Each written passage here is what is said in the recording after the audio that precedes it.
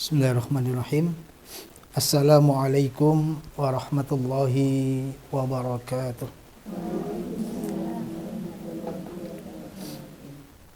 Alhamdulillah.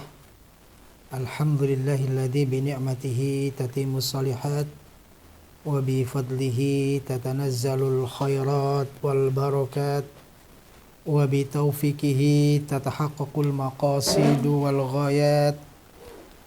Asyhadu an la ilaha illallah wa asyhadu anna Muhammadan abduhu wa rasuluh la rasula wa la nabiyya ba'dah. Allahumma salli wa sallim wa barik ala nabiyyina Muhammadin wa ala alihi wa sahbihi ajma'in. Faya ayyuhal hadirun, faya ayyuhal hadirat, a'azzani Allah wa iyyakum ajma'in. Alhamdulillahirabbil alamin. Pada kesempatan yang berbahagia kali ini, sebelumnya pada ibu-ibu sekalian di Majelis Taklim Al-Barakah yang semoga senantiasa diberkahi, dirahmati oleh Allah Subhanahu wa taala, dan segenap pengurus beserta jamaah semuanya yang hadir pada kesempatan sore hari ini. Yang pertama-tama, mari sebelumnya kita senantiasa panjatkan puji dan syukur kehadirat Allah Subhanahu wa taala, Rabb, Tuhan yang Maha Pengasih, yang tiada pernah pilih kasih.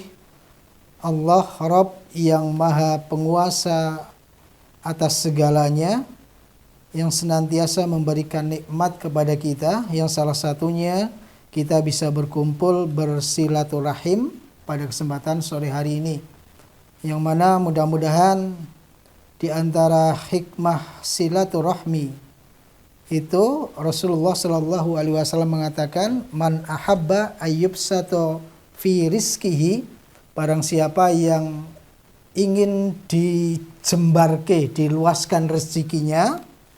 Kemudian yang kedua, wa ayyun sa'alahu fi atharih, kemudian ingin dipanjangkan usianya, umurnya, fal yasil rahimah, maka bersilaturahimlah. Ini diantaranya ulama mengatakan, yang pertama, barang siapa yang ingin diluaskan rezekinya. Ini artinya sebagian ulama mengatakan betul-betul rezekinya akan digampangkan oleh Allah. Artinya segala sesuatu kehidupan kita itu diberikan mudah oleh Allah. Dilalah mungkin punya kebutuhan apa saja, dilalah diparingi lancar rezeki ini. Ada menyekolahkan anaknya, masukkan di pondok, kebutuhan-kebutuhan harian dan seterusnya, dilalah diparingi gampang. Tapi makna yang lain adalah bahwa diberikan kecukupan dalam kehidupannya. Ora kudu akeh ning cukup. Ya, merasa cukup, karena orang yang orang yang kaya dalam sesungguhnya itu adalah merasa dirinya itu cukup. Itulah kekayaannya sesungguhnya, karena tidak ada tidak ada keinginan yang kemudian itu semuanya akan terpenuhi, tidak. Karena kebutuhan manusia, keinginan manusia itu sangat banyak, tetapi alat untuk memenuhi kebutuhan terbatas. Maka mudah-mudahan dengan silaturahim ini diantaranya kita akan diberikan kecukupan, akan dilapangkan rezekinya oleh Allah Subhanahu wa taala. Kemudian yang kedua adalah kita juga akan diberikan usia yang panjang. Ini juga ulama diantaranya mengatakan ada dua pendapat paling tidak. Yang pertama, ini hakikatnya adalah betul-betul umure mau diberi panjang, diberi bonus, didawake. Artinya seandainya usia kita itu sudah istilahnya diberikan usia 70 misalnya, maka dengan silaturahim ini bisa jadi usia kita akan diberi tambahan oleh Allah. Entah itu tambahannya 5 tahun misalnya, atau tambahannya setahun 2 tahun, tambahannya sebulan 2 bulan, seminggu 2 minggu, wallahu alam. Ya, ini sebagian ulama mengatakan betul-betul real usia kita itu akan ditambahkan. Kemudian pendapat yang lain adalah dalam makna yang sesungguhnya meskipun usianya itu tidak betul-betul panjang, tetapi barokah, berkah dalam kehidupannya, sehingga manfaatlah dalam kehidupannya. Tetapi sesungguhnya kalau ditanya, ada sahabat yang bertanya kepada Rasul, siapakah orang yang baik itu? Sebaik-baiknya manusia itu seperti apa? Maka Rasul mengatakan, man tola umruhu, siapa yang panjang umurnya, wa hasuna amaluhu, dan juga yang baik amalnya. Begitu juga sebaliknya orang yang jelek itu ya panjang usianya nih kejelekannya banyak. Nah, mudah-mudahan kita senantiasa diberikan kemudahan oleh Allah Subhanahu wa taala dengan berusaha ikhtiar, bersilaturahmi, kumpul-kumpul dalam majelis ilmu seperti ini. Mudah-mudahan apa yang kita harapkan diberikan keluasan rezeki, diberikan umur yang panjang, manfaat bisa tercapai semuanya. Amin amin ya rabbal alamin. Kemudian selawat dan salam semoga senantiasa tercurahkan kepada baginda Rasulullah Muhammad sallallahu alaihi wasallam yang senantiasa kita nantikan syafaatnya di yaumul qiyamah dan kita ikuti sunnah-sunnah beliau. Ibu-ibu yang berbahagia, alhamdulillah sore hari ini tadi setelah kami masuk lewat gang tengah nggih. Ya, ternyata saya dulu kelihatannya pernah lewat jalan ini, tapi dalam rangka tersesat. Dulu waktu yang kajian di musola napa nggih punika nggih? Al Barokah. Musola Al Barokah. Al Mutakin nggih. Ya, niki Al Barokah nggih. Nah, musalanya Al Mutakin sana, ancer-ancernya kan belakang Al Furqon ada gang masuk. Saya masuk sini, terus ternyata kok hutan ngadesnya nggih. Waduh, ini kesasar nih. Terus saya putar balik lagi, tanya-tanya belakang Balai Desa. Akhirnya ketemu sampai di pojok mriko ngadesnya. Nah, alhamdulillah sore hari ini bisa berjumpa dengan panjenengan semuanya di majelis khusus ibu-ibu ngaten nggih. Dan seperti yang disampaikan oleh Ustadz Ragil dari KMM, ya, ibu-ibu ini mengadakan kajian rutin 2 pekan sekali ngaten nggih. Dan untuk materinya ini agar runtut dari awal sampai terakhir begitu istilahnya, biar ada bersinambungan, maka diminta untuk istilahnya materinya itu bertahap gitu ya. Jadi dari tahap awal kemarin beberapa kali ustadz-ustadz kita sudah menyampaikan mulai dari hal toharoh ataupun bersuci, maka kemudian pada kesempatan sore hari ini saya akan mencoba untuk menyampaikan di bab-bab berikutnya. Nah, untuk pada kesempatan sore hari ini sampailah kita akan sedikit nanti menyampaikan yang berkaitan dengan sunnah fitrah ya. Dalam bahasa Arab ini sunanul fitrati, yaitu berkaitan dengan sebuah amalan-amalan yang dicontohkan oleh Rasulullah Shallallahu Alaihi Wasallam yang bersifat alamiah, yang bersifat alami, yang terjadi pada diri manusia. Untuk apa? Yaitu untuk menjaga kesucian, menjaga kebersihan, dan seterusnya.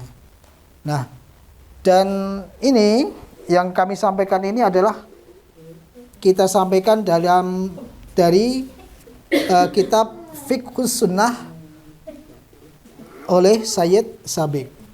Kalau di dalam pesantren ini santri-santri itu belajar, kemudian dibacakan dari kitab aslinya itu lama sekali. Karena apa? Karena biasanya nanti dibacakan per kata, mufradat, per kosakata.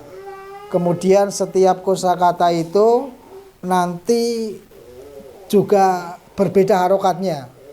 Apakah fathah, nasab, apakah majrur, apakah apa namanya kasroh, fathah atau dhammah dan seterusnya. Kemudian nanti juga dibahas per kalimat dan seterusnya. Itu waktunya cukup lama. Dan juga biasanya yang menyampaikan satu pemateri. Nah, oleh karena itu pada kesempatan sore hari ini kami menerapkan metode adalah tidak membacakan secara utuh dari perkata dari kitab aslinya, tetapi kita akan mengambil faedah isi dari bab yang ada dalam kitab tersebut. Nah, barangkali juga mungkin kalau ibu-ibu mau mencari itu juga sudah banyak ini terjemahan dari kitab Fiqhus Sunnah ini. Ada di apa namanya online itu juga ada di Tokopedia, ada di Shopee dan seterusnya. Ini kalau mau beli buku aslinya. Dan ini kitabnya itu yang saya ada aja, yang Arabnya ini ada tiga jilid ya, 3 jilid. Kalau artinya penjelasannya biasanya lebih banyak lagi, lebih panjang lagi. Nah, oleh karena itu pada kesempatan sore hari ini kita akan mencoba menyampaikan faedah-faedah atau kesimpulan-kesimpulan inti-intinya yang ada pada bab sunnah-sunnah fitrah ini. Sedikit kami bacakan di awal dalam bab sunanul fitrah ini. Qad ikhtarallah sunanan lil anbiya alaihimussalam.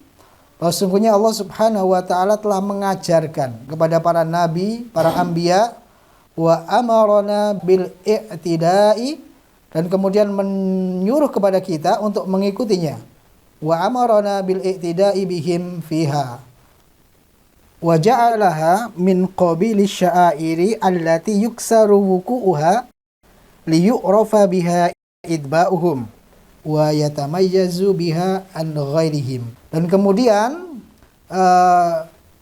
dengan sunnah-sunnah ini akan menjadi bagian dari syiar atau lambang jati diri yang bertujuan untuk membedakan antara umat Islam dengan umat yang lain.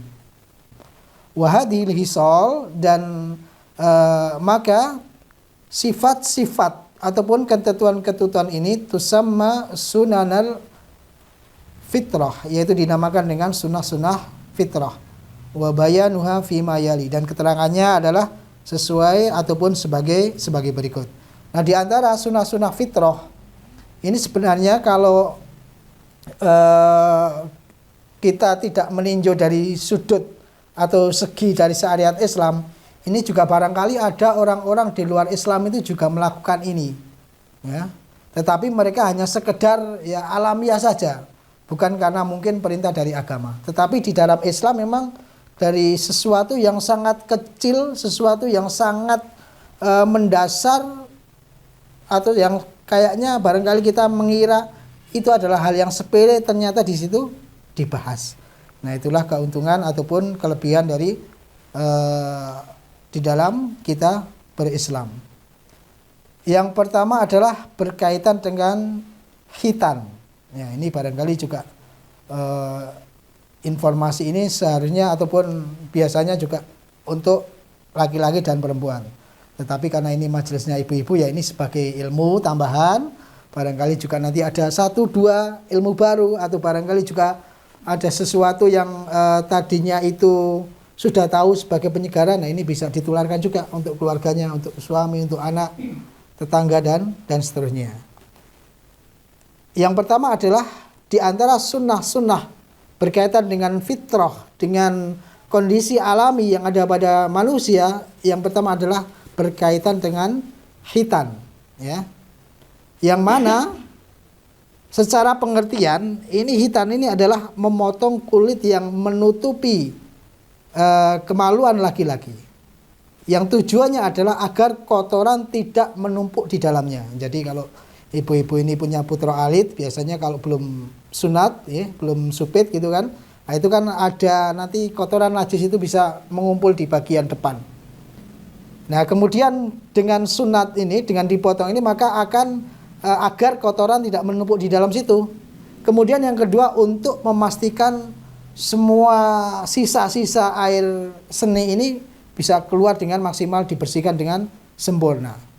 Kemudian juga tentunya ketika dewasa juga akan menambah kenikmatan pada saat hubungan suami istri. Nah, barangkali kalau orang mungkin waduh kok terlalu vulgar ya. Tapi memang hukum Islam itu seperti ini. Jadi Islam itu memang mengatur dari sejak yang kecil sampai yang besar gitu ya. Sejak yang mungkin orang itu bisa ngarani apa yang katakan itu kok menjurus agak saru. Tetapi di dalam Islam memang dibahas sedemikian rupa. Maka kalau dulu itu ada sedikit cerita ya, di desa itu ada anak itu istilahnya itu alim banget ya, anak pondok, alim, jarang istilahnya itu nongkrong dengan teman-teman yang istilahnya itu suka main, suka nongkrong dengan teman-teman yang lain. Anak itu sampai mendapatkan julukan istilahnya, waduh bocah kayak kok kurang gaul ya, ora tahu bergaul dengan rekan-rekannya yang biasanya nongkrong. Tetapi seiring dengan berjalannya waktu itu, ternyata anak itu dengan dia tekun belajar di pondok dan seterusnya sampai dewasa, dibandingkan dengan rekan-rekan mereka yang suka nongkrong itu ternyata menikahnya malah duluan dia. Nah, kemudian juga mempunyai anaknya duluan dia, sehingga teman-temannya itu istilahnya itu maidu. Waduh, bocah kayak koyo ora gaul kok, ini kok untuk bojo, ini kok duwe anak. Nah, kan? Nah, justru di sini orang yang rajin belajar di pondok itu sampai yang terkecil diajarin, sampai hal yang terkecil memilih istri, bagaimana berhubungan dengan istri dan seterusnya. Bahkan dia lebih paham dibandingkan dengan anak-anak yang suka nongkrong itu. Justru sesungguhnya yang gaul sesungguhnya apalah ya anak tadi, karena dia tahu segala hal, dia bisa masuk dalam di masyarakat, bisa bergaul dengan orang tua, dengan yang seusianya, kemudian juga bisa berbakti di masyarakat, di kegiatan apa-apa dia masuk. Nah, itu justru sesungguhnya gaulnya yang asli itu menurut secara syariah ya justru anak itu. Tetapi mungkin bahasa remajanya itu, kalau orang-orang yang nongkrong itu kemudian ada anak yang istilahnya nggak mau nongkrong, waduh orang gaul.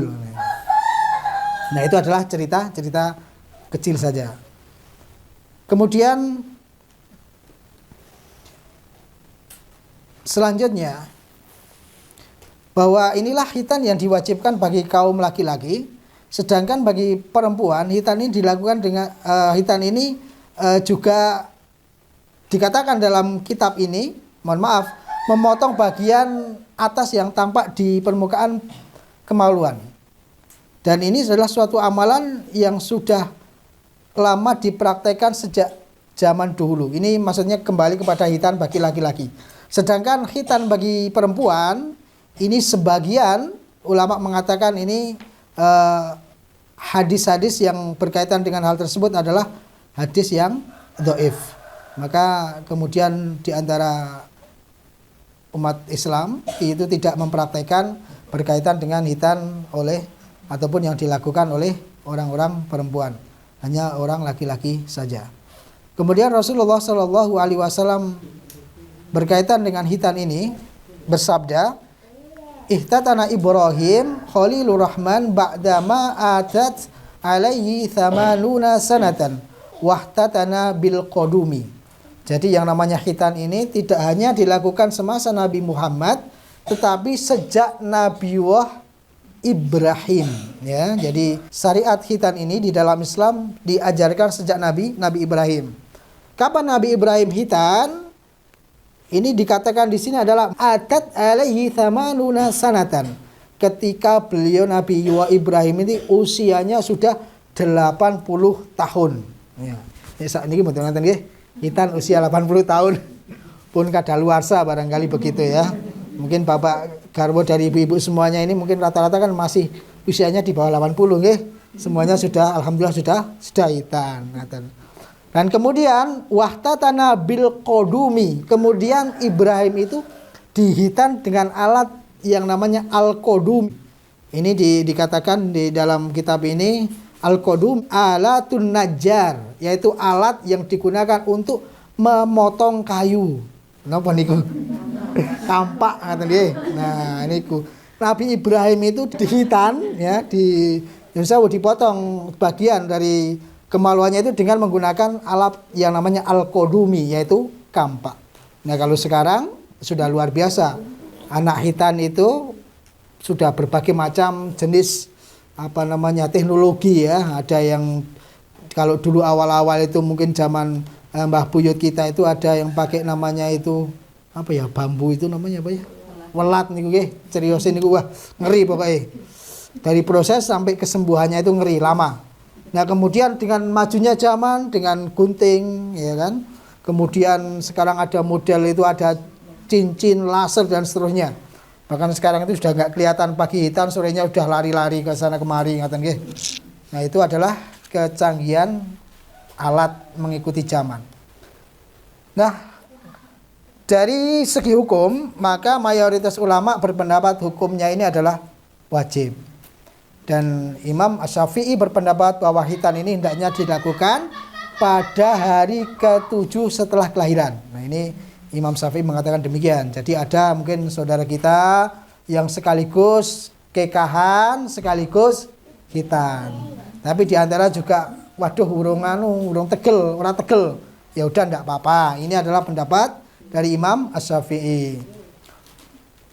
Kemudian As-Syaukani juga berkata, beliau mengatakan tidak ada ketentuan waktu dalam berhitan. Beliau melonggarkan, tidak harus pada usia 7 hari.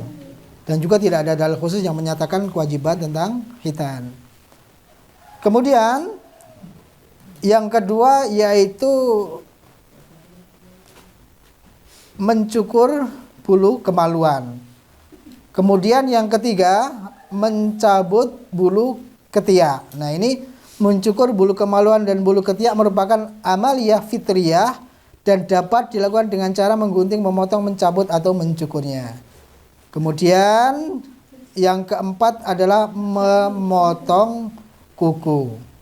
Selanjutnya yang kelima adalah memendekkan kumis atau menipiskannya. Ini agak panjang ini. Nah, barangkali meskipun ibu-ibu ya nanti bisa ditularkan ke bapak-bapak. Mungkin juga bapak sudah mengetahui. Alhamdulillah sunnah yang sudah dijalankan dijaga dengan baik. Yang belum sempurna disempurnakan. Yang belum ya barangkali berusaha untuk menjalankannya begitu nggih. Nah, memotong kuku dan memendekkan kumis merupakan amalan sunnah berdasarkan dari riwayat hadis sahih. Dikatakan oleh Rasulullah sallallahu alaihi wasallam, "Hadiful musyrikina wa firrul liha wa akhfus syawariba." Bedakanlah identitas kalian, maksudnya adalah identitas kaum muslimin dengan kaum musyrikin, yaitu dengan memanjangkan jenggot dan menipiskan kumis. Ini hadis riwayat Bukhari Muslim.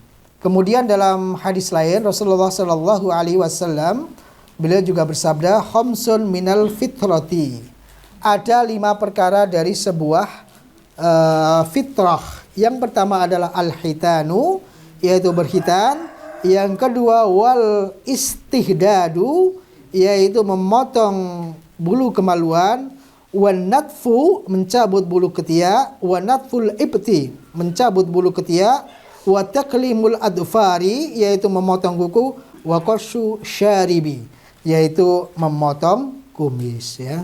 Jadi bahasa Arab itu banyak sekali maknanya, barangkali salah sedikit huruf itu bisa menjadikan salah makna.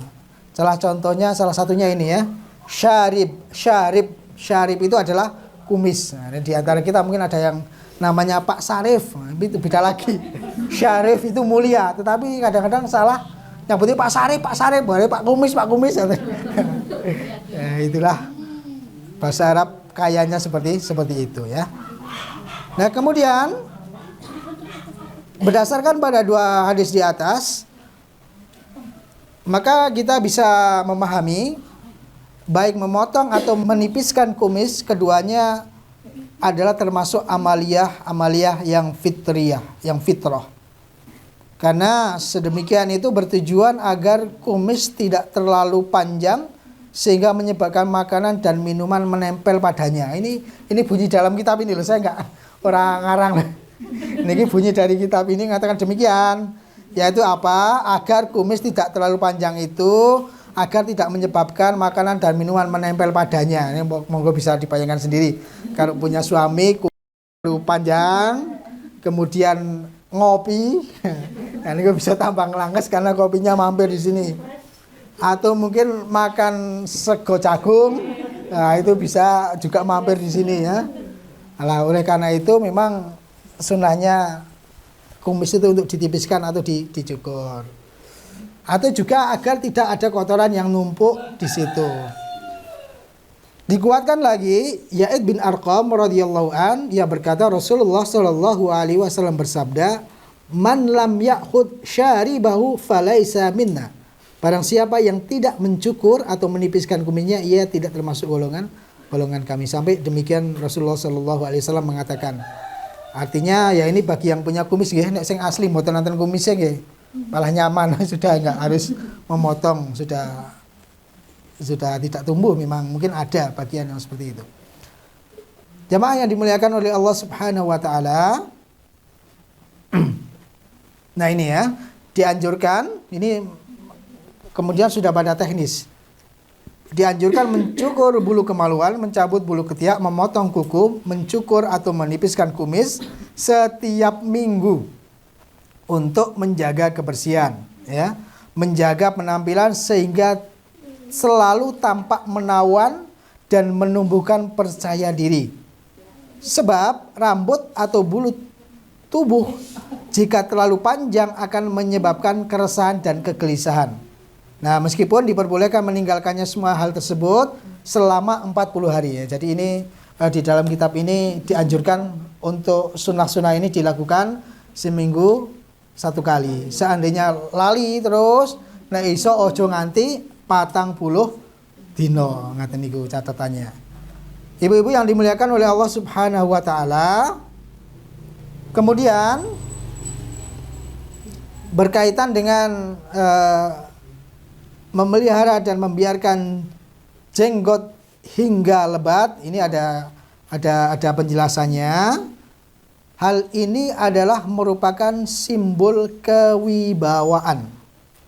Jangan memotong terlalu pendek sehingga seakan-akan dicukur, dan jangan pula dibiarkan terlalu lebat tanpa pemeliharaan sehingga terlihat tidak rapi. Ya, kemudian yang berkaitan dengan jenggot ini di dalam kitab ini, dalam Islam ini adalah merupakan simbol dari kewibawaan seorang laki-laki. Jika memang tumbuh jenggotnya, misalnya mboten tumbuh, mboten usah dipeksa ngoten nggih. Ada yang cukule kadang 1 2 ngoten niku. Nggih dipelihara mboten napa-napa. Nggih, 1 2 3. Nah ini jalan tengahnya adalah, intinya sebenarnya adalah di tingkat kerapian ya. Jadi ada di tadi yang mengatakan Rasulullah Shallallahu alaihi wasallam itu tidak pernah mencukur jenggotnya, sehingga di antara teman-teman kita juga ada yang dibiarkan tumbuh ya. Kadang-kadang ada yang tumbuh sejak dari atas niki napa niki ngaten niki. Godek ngaten nggih. Ya, sampai bawah ngaten niki sampai banyak, asalkan rapi ngaten nggih. Intinya kan asalkan rapi.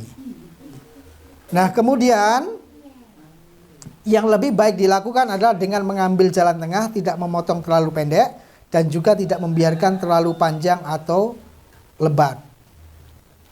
Dalam sebuah riwayat Rasulullah Shallallahu alaihi wasallam bersabda, "Bedakanlah identitas kalian dengan kaum musyrikin dengan memanjangkan janggut dan menipiskan kumis." Ini sama kayak yang tadi ya. Iya, sama.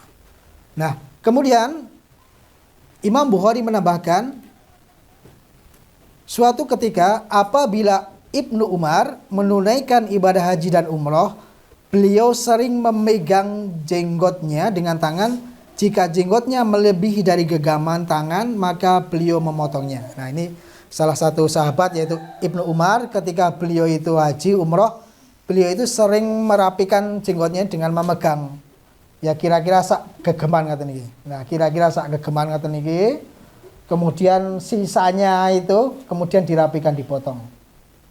Nah, ini adalah salah satu sahabat Ibnu Umar, cara merapikan dengan demikian. Jadi dipegang jenggotnya, kemudian sisanya itu kemudian beliau potong.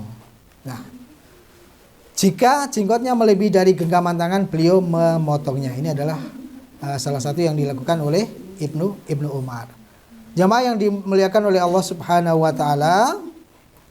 Kemudian Rasulullah Shallallahu alaihi wasallam juga bersabda, "Man kana lahu sa'run falyukrimhu."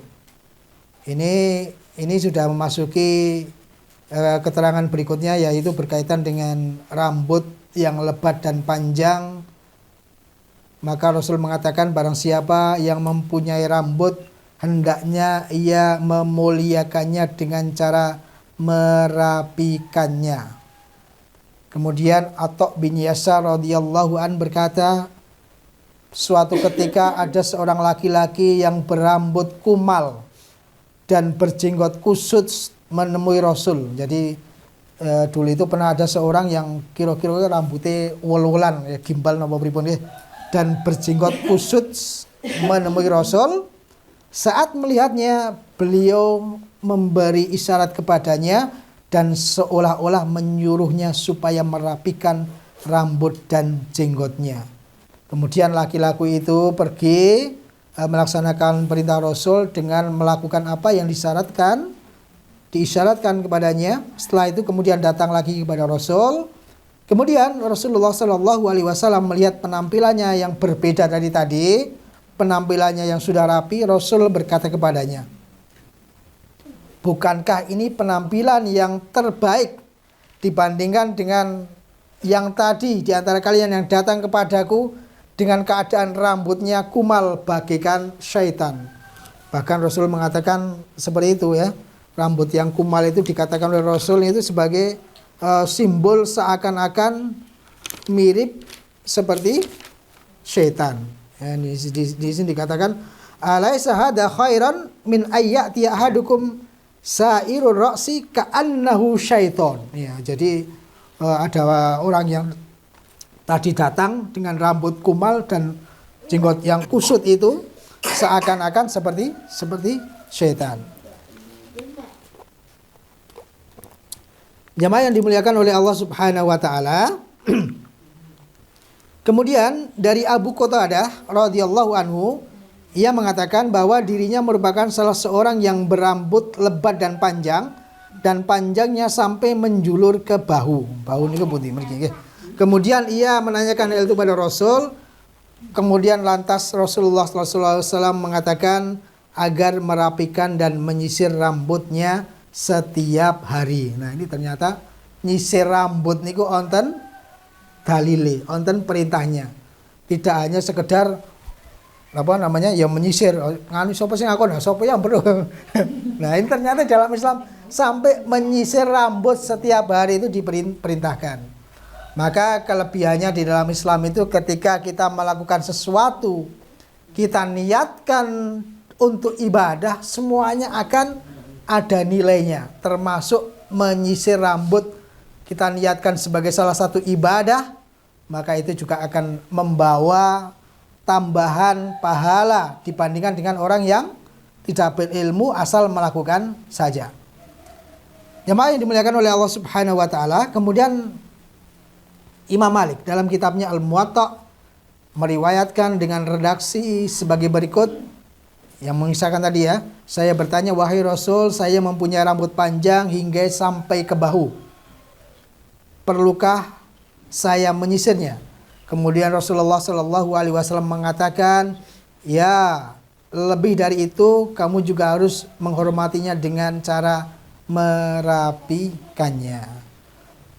Kemudian selanjutnya Abu Qatadah memberi minyak pada rambutnya sebanyak 2 kali dalam sehari sebagai bentuk pelaksanaan atas perintah Rasulullah Shallallahu alaihi wasallam yang berbunyi, hendaklah kamu senantiasa menghormatinya dengan cara merapikannya. Nah, ini menurut sebuah riwayat bahkan Abu Qatadah ini tidak hanya menyisirnya tetapi juga memberi minyak. Ini sehari 2 kali barangkali ya, pagi siang atau siang sore gitu ya, mungkin sesuai dengan kebutuhan.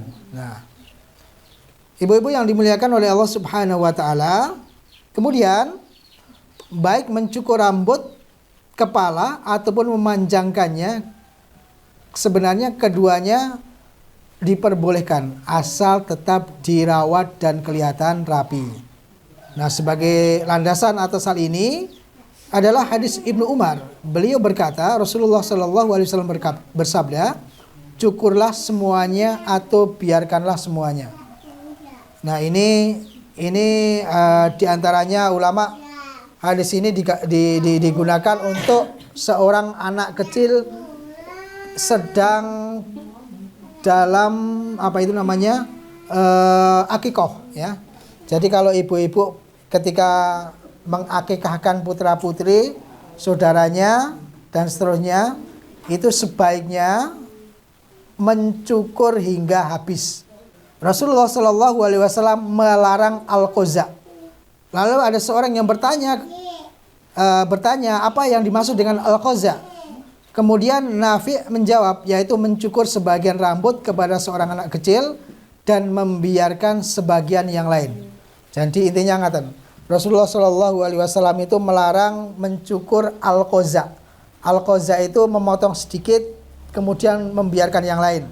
Jadi ketika ibu-ibu itu mengakikahkan putranya itu maka dianjurkan untuk memotong seluruhnya, dipelontos ngaten niku. Gitu. Dipelontos, karena kadang-kadang yang ada di sekitar kita, praktek di antara kita itu ada yang simbolis menggugurkan kewajiban minta dipotong pinggirnya ngaten niku lho. Nah, ini sebenarnya tidak boleh. Ya, ini makruh ya. Ini dikatakan adalah makruh tanzih. Meskipun tidak sampai derajat haram tetapi ini makruh. Dipotong hanya sedikit. Yang disunahkan apa? Potong semuanya, dipelontos, digundul, kemudian ditimbang niku. Rambutnya itu ditimbang pinten kilo ngaten paling pinten gram ngaten nggih. Nah, pinten gram, kemudian gram-gramannya itu apa istilahnya nggih, dikeruskan dengan nilai emas atau perak ya, atau perak lah minimal. Ada berapa nanti kalau dirupiahkan misalnya 300.000, 400.000. Nah, itu kemudian kita sedekahkan. Itu sunahnya ketika akikoh seperti ini. Nah, ini kaitannya dengan kehidupan sehari-hari ini, ini seharusnya juga ketika seseorang itu memotong rambutnya itu tidak boleh sebagian yang lain dipotong bersih, yang lain ditinggalkan. Istilahnya napa nggih, petak napa nggih. Nah, nggih. Asline ngaten iki. Misalnya kita punya rambut kemudian dipelontos ngarepe kaya bodak terus ini panjang, atau sebaliknya yang ini enggak dipotong, dibiarkan lebat kemudian ditipis banget ini aslinya kan enggak boleh ya. Nah, itu kadang-kadang yang repot di antara kita kalau punya anak-anak remaja itu. Mereka mengikuti tren barat itu, ada yang ini halus sampai kemudian yang ini panjang. Nah, kita sebagai orang tua kita kontrol mereka. Meskipun ini tidak sampai jatuh kepada haram tetapi ini makruh, sehingga ketika kita meninggalkannya insya Allah akan mendapatkan pahala. Ibu-ibu yang dimuliakan oleh Allah Subhanahu wa taala. Kemudian yang berikutnya berkaitan dengan membiarkan uban dan tidak mencabutnya. Nah, ini harus angel ini. Okay. Nah. Baik uban pada jenggot atau kepala, dalam masalah ini di antara perempuan dan laki-laki tidak ada perbedaan, di mana keduanya dianjurkan membiarkan uban yang ada pada rambut atau jenggotnya itu untuk tidak dicabut ya.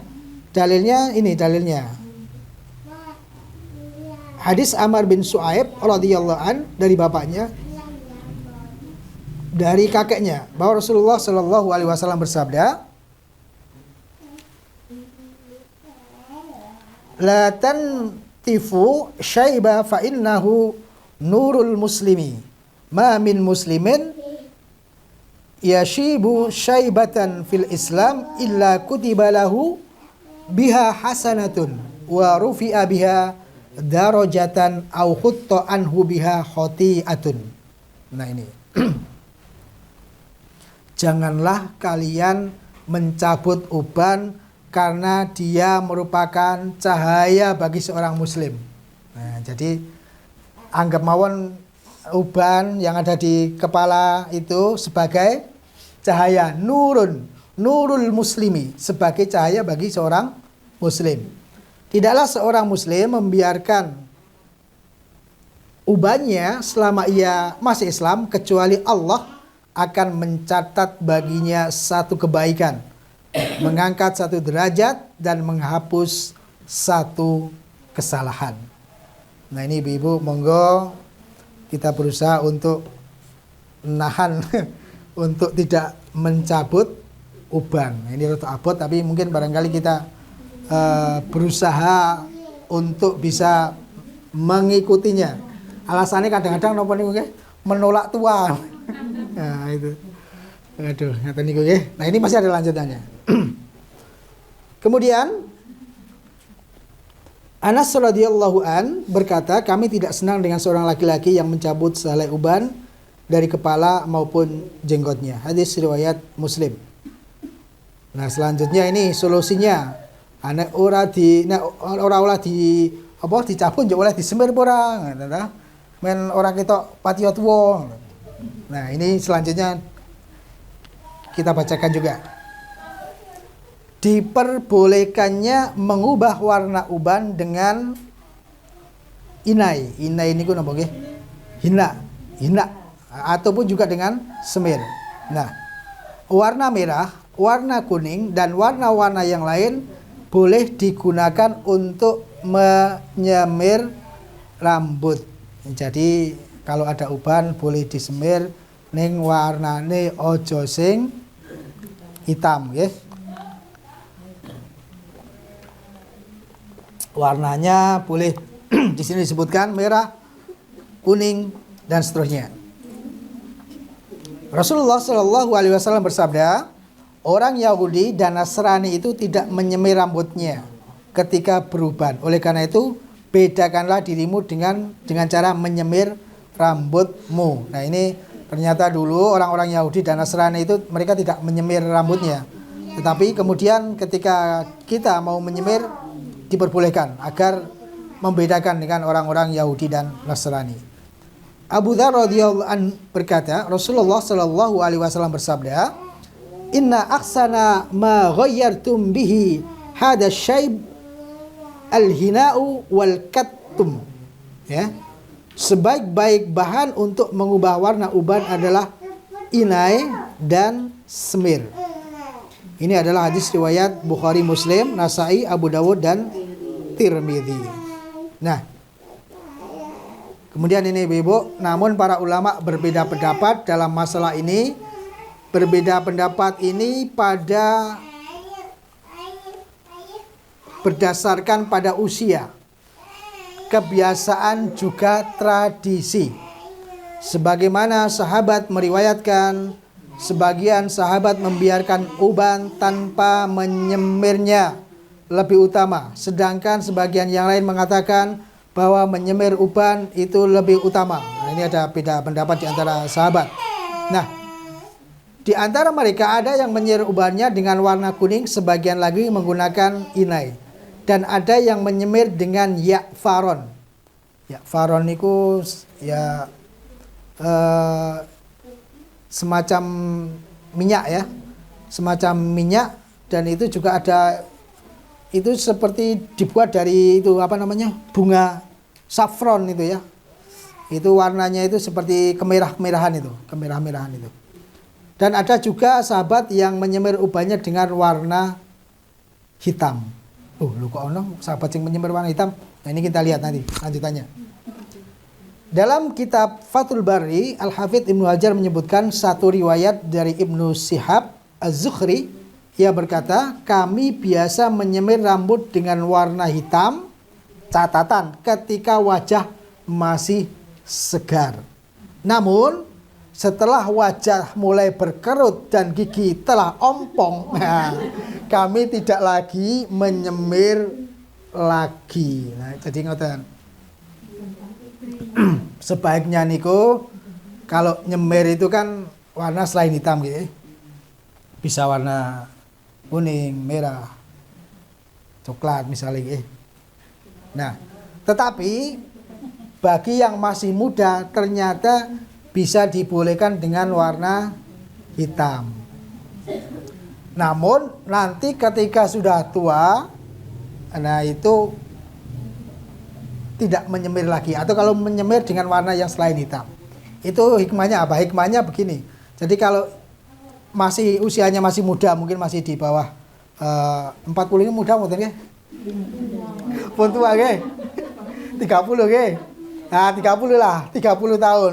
Usia kira-kira 30 tahun masih segar ya, masih pokoknya masih anak muda, orang tua muda, apa ya namanya, ibu-ibu muda, bapak-bapak muda ngaten niku, kira-kira ada uban 1-2 kemudian disemir hitam itu insya Allah dari dasar ini masih boleh. Ya, nek kula tesih boleh mboten kira-kira. Nah itu. Tapi ketika kulit sudah mulai kendur, uban mulai bertabur, nah gitu, mata sudah mulai kabur, kan berarti sudah tua niku. Nah niku tidak usah disemir hitam. Disemir hitam berarti apa ini orang nerimo. Orang nerimo takdir wong wis tuwa kok dadak disemir ireng menolak tua tadi ya. Ya itu kira-kira demikian jalan tengahnya. Ibu-ibu yang dimuliakan oleh Allah Subhanahu wa taala.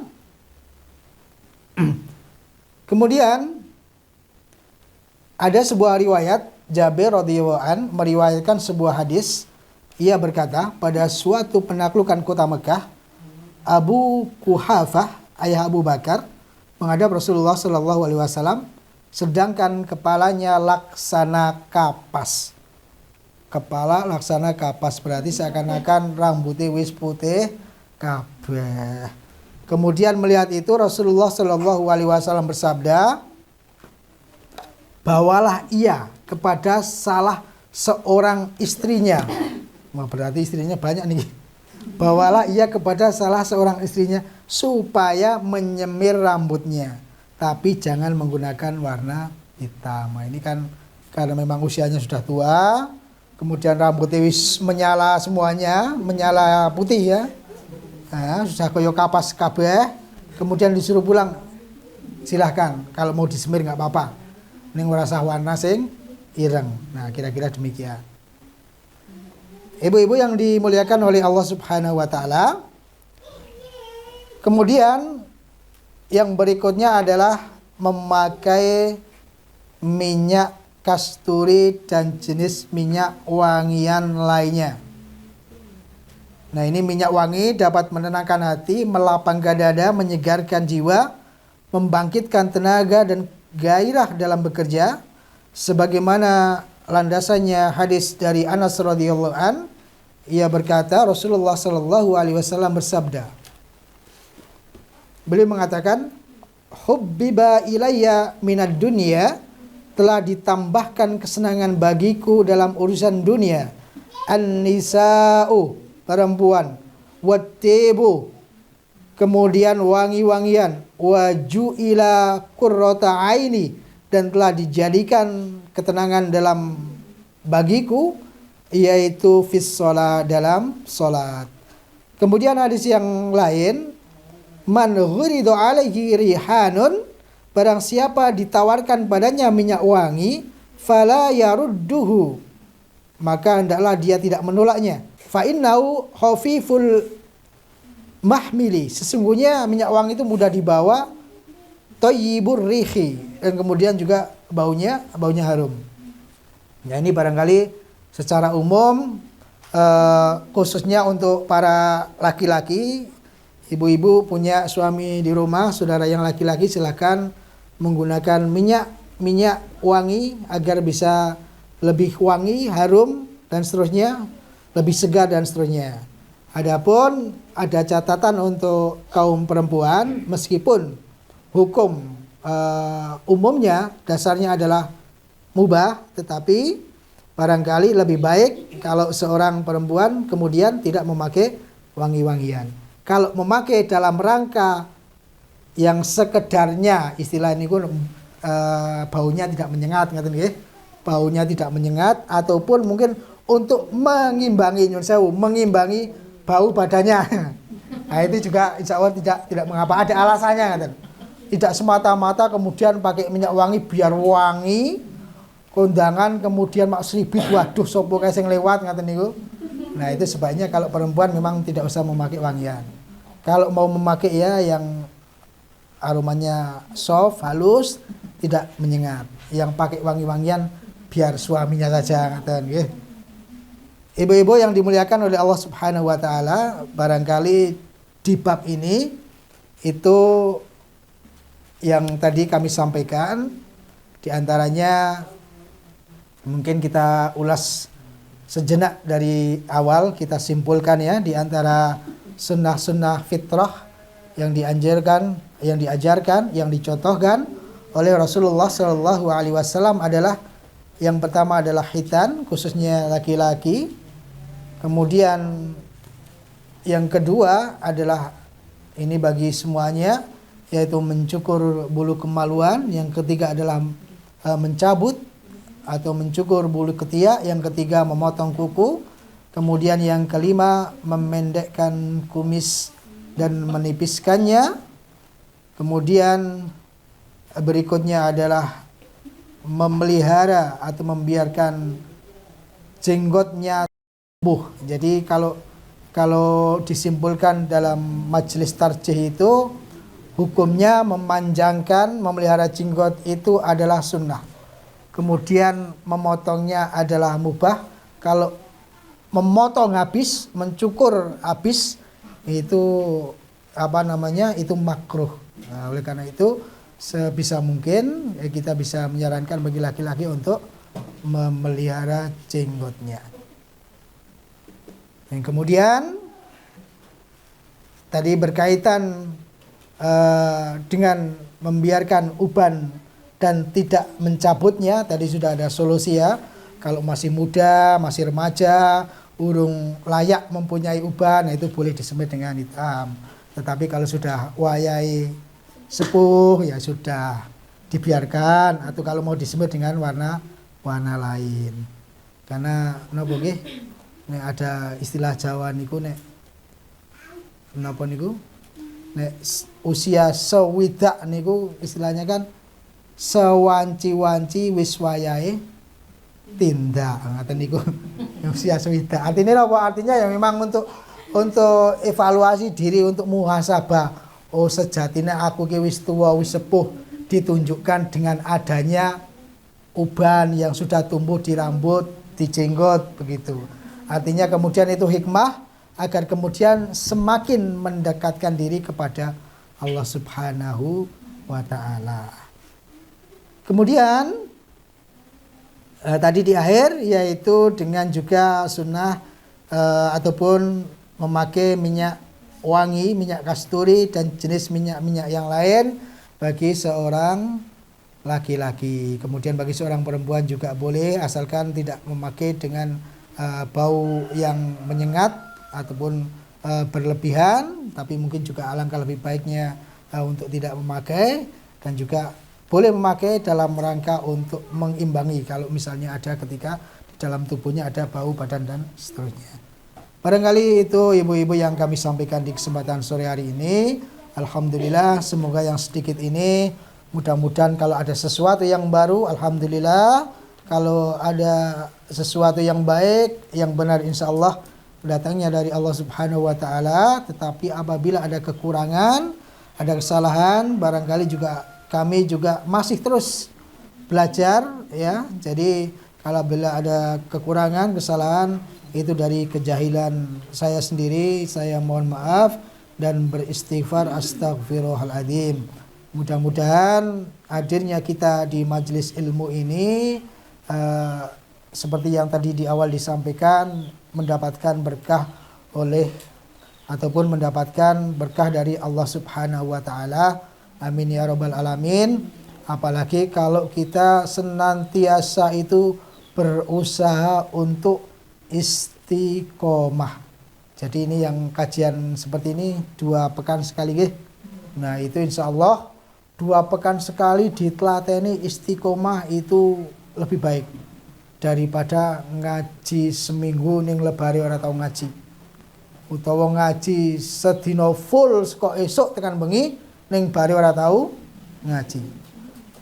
Ya, mendingan sepekan 2 kali atau bahkan sebulan sekali atau bahkan mungkin lapanan nggih, selapan ini muga-muga mboten nganti selapan nggih. Karena dikatakan kalau seseorang itu tidak pernah mendekat dengan ulama, tidak pernah mengkaji selama 40 hari, hatinya itu lama-lama bisa mengeras. Ya, bisa mengeras. Artinya apa? Artinya semakin kita sering ngaji, semakin kita sering belajar, insya Allah hati kita akan semakin lembut. Jadi ini nggih. Maka kalau apa istilahnya zaman sekarang itu istiqomah kuwe abot sing gampang napa istirahat. Nah itu. Oleh karena itu maka abot-abot istiqomah itu insya Allah kita berharap akan mendapatkan berkah, akan mendapatkan pahala dari Allah Subhanahu wa taala. Amin amin ya rabbal alamin. Barangkali itu nggih yang bisa kami sampaikan pada kesempatan sore hari ini. Mohon maaf atas segala kesalahan dan kekurangan. Mudah-mudahan kita dapat dipertemukan di lain kesempatan. Amin amin ya rabbal alamin. Wal afu minkum. Mari kita tutup dengan kita mengucapkan kalimat tahmid. Alhamdulillahi rabbil alamin. Wa akhiru da'wana alhamdulillahi rabbil alamin. Wassalamu alaikum warahmatullahi wabarakatuh.